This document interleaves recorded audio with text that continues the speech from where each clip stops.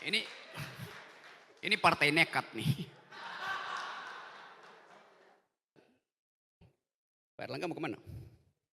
Oke, saya izinkan.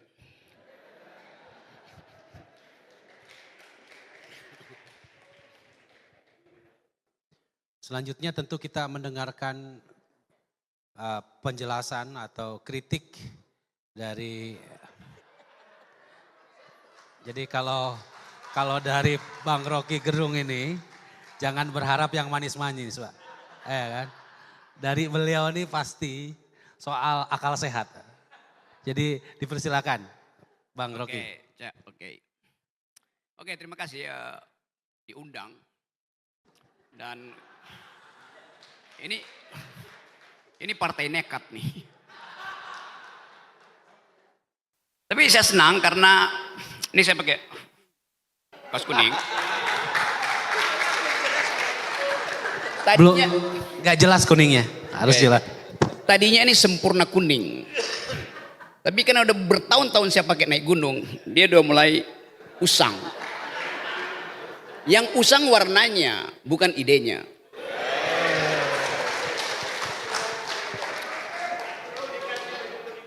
Erwin teman baik saya tuh. Teman makan dan minum. Yang minumnya jangan disebut. Suatu waktu Erwin ajak saya diskusi tentang ide untuk menghasilkan gagasan dasar dari sebuah partai yang tumbuh di era ideologi itu. Saya bilang saya tertarik. Saya baca banyak buku tentang ideologis, saya ngajar tentang teori ideologi. 15 tahun saya ngajar tentang filsafat politik, filsafat hukum, filsafat segala macam. Waktu Erwin datang, di pikiran saya adalah Erwin ingin menerobos secara konseptual tema politik Indonesia itu. Menerobos secara konseptual. Dan untuk menerobos secara konseptual diperlukan kemampuan intelektual.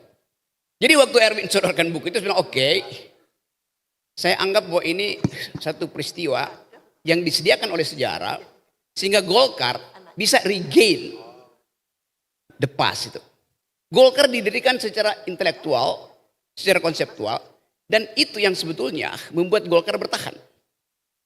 Golkar tidak bertahan karena kecantikan dan kewangian caleg-calegnya. Walaupun saya lebih banyak berteman dengan perempuan kader Golkar daripada yang laki-laki itu. Karena wangi pikiran. Dan di ruangan ini seluruh jenis UD toilet, IDT itu, wangian ada di sini. Surplus parfum ada di Golkar. Tapi sekaligus kita melihat wanginya pikiran Golkar yang tidak kita temukan di dalam perdebatan talk show tentang politik. Jadi waktu, coba. Ini juga saya baru lihat covernya ini, itu jalan tengah, kuning, kiri kanannya hijau dan merah itu. Oke. Coba saya ulas dulu ya Pak Erlangga. Kuning itu warna otak yang sedang berpikir. Kalau Anda scan otakmu, kalau lagi berpikir, dia berubah menjadi kuning. Kalau Anda sedang mengeluarkan pikiran, otak kita jadi warna kuning.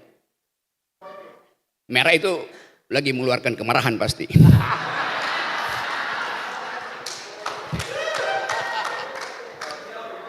Hijau lagi menyimpan kecemasan. Itu kalau dilihat sepintas itu kayak laut merah yang dibelah oleh tongkat Nabi Musa. Di ujungnya ada pohon beringin. Jadi saya bisa berpikir tongkat Nabi Musa terbuat dari pohon beringin.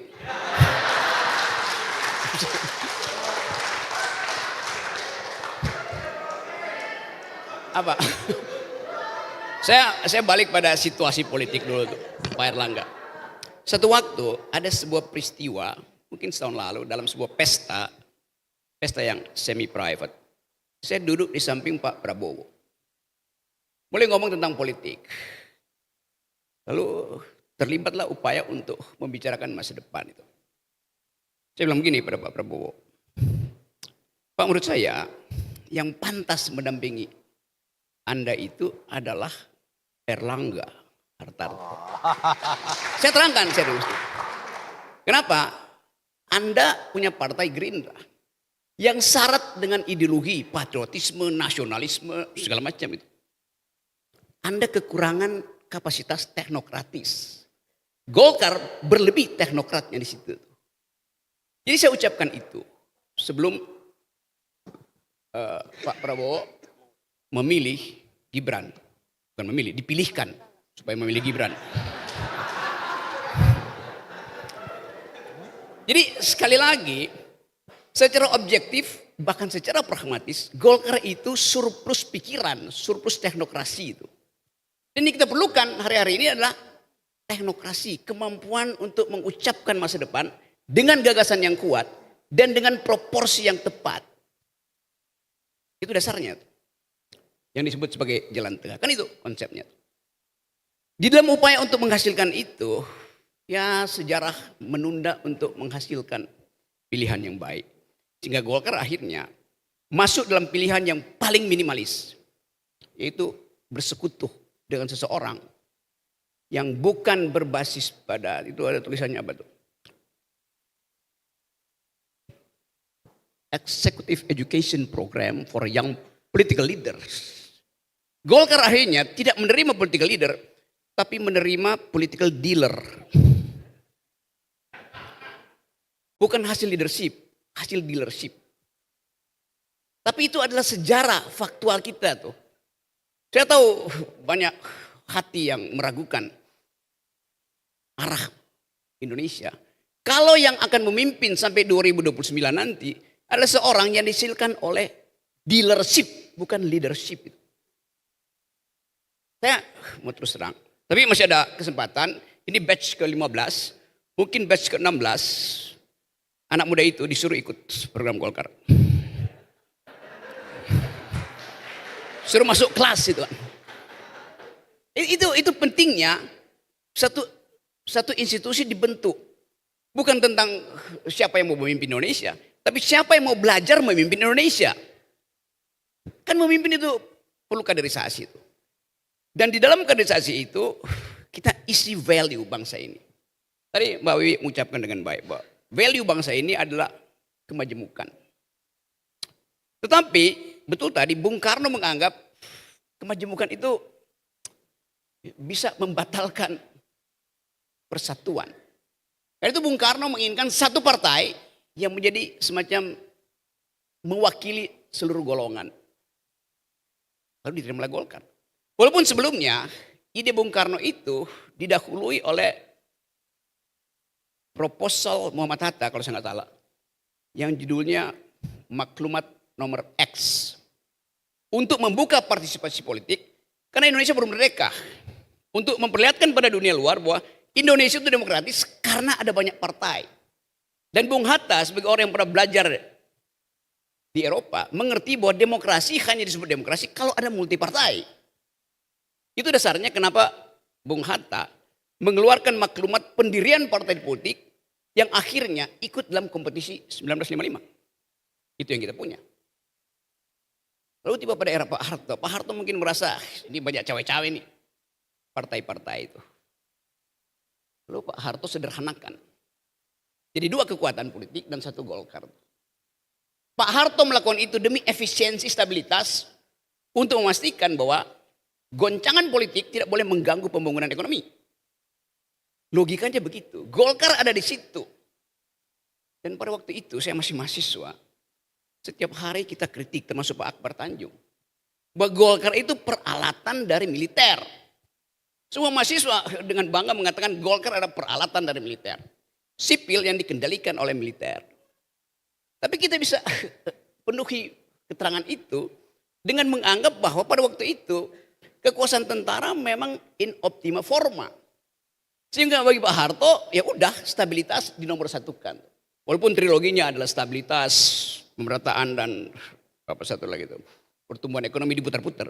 Tapi tetap sampai era reformasi pelajaran kita tentang Orde Baru adalah a kind of authoritarianism itu. Udah selesai, balik lagi pada partai politik di dalam keadaan yang majemuk. Balik pada reformasi, mengembalikan politik menjadi persaingan banyak partai. Jadi Pak Harto punya alasan untuk mengefisienkan partai dan menyederhanakan itu dalam 2 partai dan 1 kekuatan politik. Lalu datang seseorang yang punya ambisi untuk memperpanjang kekuasaannya dan dia mengobrak-abrik partainya sendiri. Jadi kita belajar dari political ethics. Seseorang yang 9 tahun punya kekuasaan, di ujungnya masih punya ambisi dan tidak mampu membangun partai, tidak mampu merampok partai seperti Muldoko. Tapi justru dia merusak partainya sendiri. Itu kritik saya pada political culture. Ini akan jadi semacam tanda awal bahwa orang dalam partai bisa merusak partainya sendiri. Hal yang mau kita selamatkan, etika ini. Jadi saya pakai baju kuning karena saya berniat ikut Munaslup Golkar. Untuk menghalangi Golkar dikanibalisasi oleh kekuasaan. Potensi itu ada.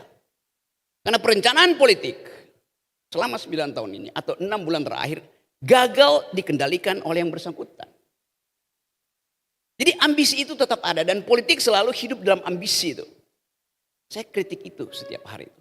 Kita mesti kembalikan politik pada doktrin yang pernah diucapkan oleh siapa yang nulis buku Democracy in America. Yes, Alexis Tocqueville. Alexis Tocqueville membayangkan Amerika yang majemuk, tapi kemudian dia mulai merasa bahwa individualisme akan membatalkan kebebasan. Lalu dia tulis buku itu Democracy in America untuk mengucapkan kembali bahwa di samping ide individualisme atau tadi kapitalisme dalam versi yang ekstrim kanannya Erwin tadi, individualisme mulai menggerogoti kebebasan.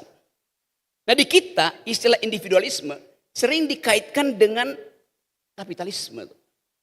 Padahal individualisme juga ada bagian tentang kebebasan. Jadi kalau saya sebut individualisme, itu bisa berarti kepentingan individu, juga bisa berarti kebebasan individu. Indonesia memilih individualisme dalam pengertian kebebasan individu, bukan kepentingan individu. Karena Pancasila melarang kepentingan individu, tapi kebebasan individu dijamin di dalam 2 mantra Pancasila. Kemanusiaan yang adil dan beradab artinya ada kebebasan individu. Keadilan sosial artinya ada kemerdekaan individu itu. Jadi bagian-bagian itu yang saya kira dengan baik diterangkan dalam buku itu. Dan kita menjadikan sebetulnya keadaan itu sebagai infrastruktur kurikulum bagi Golkar. Yaitu mempromosikan kebebasan individu dalam upaya mencegah nation kita itu tumbuh dan dias oleh authoritarian personality itu. Hal yang sangat mungkin terjadi karena problem-problem ekonomi. Kita baca di dunia internasional tuh Cina akhirnya krisis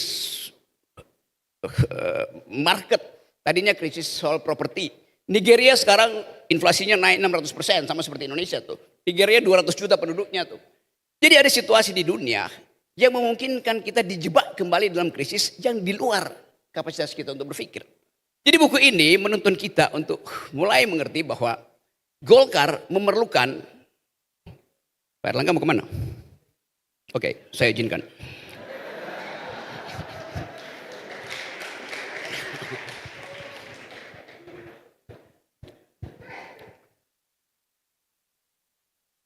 Jadi buku ini jadi semacam tuntunan akademis, tuntunan intelektual untuk memulai kaderisasi di Golkar. Karena 2029 orang akan bertengkar dengan kapasitas berpikir. Itu pentingnya saya mau sampaikan hari ini bahwa buku ini menjadi bukti bahwa Golkar harus tumbuh dengan mengunyah pikiran, bukan sekedar mengunyah makan siang, apalagi yang gratis. Jadi saya tutup di sini dan saya anggap saya bersama dengan teman-teman Golkar untuk menuntun Indonesia pergi pada pikiran-pikiran besar. Nah, anggaplah buku kecil ini semacam kompilasi dari upaya teman-teman muda di Golkar untuk memuliakan pikiran. Karena itu selamat datang pikiran, selamat datang kader-kader Golkar di sekolah akademi yang kita sebut sebagai Golkar Institute. Terima kasih. Makasih.